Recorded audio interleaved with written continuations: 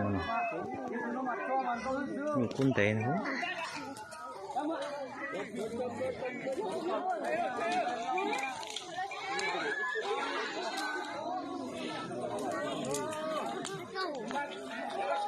Ô hành tiệt tiệt rồi đau sốt rồi.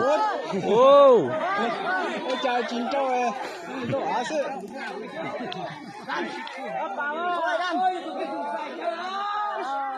ô tụt tụt ô ô yo ô yo ô ô ô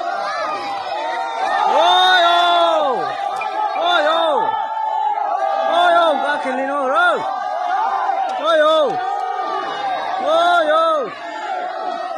Ôi ô. ôi ai trốn trốn trốn Cái chết tiệt rồi tụi nó à.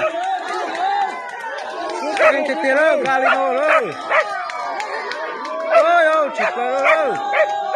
Ôi ô. kia kia Ô.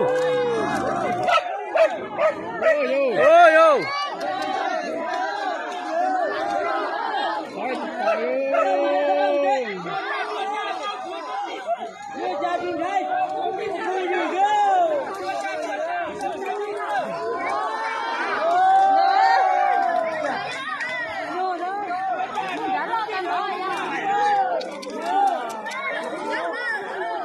Ngali nó mà thấy không cá đâu cái tí đâu.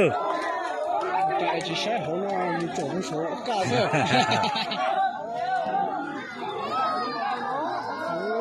cú lết lên nó đi Ôi yo.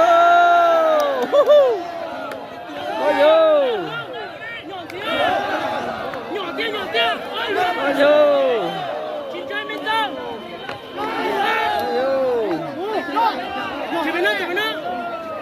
Làm gì không có đó.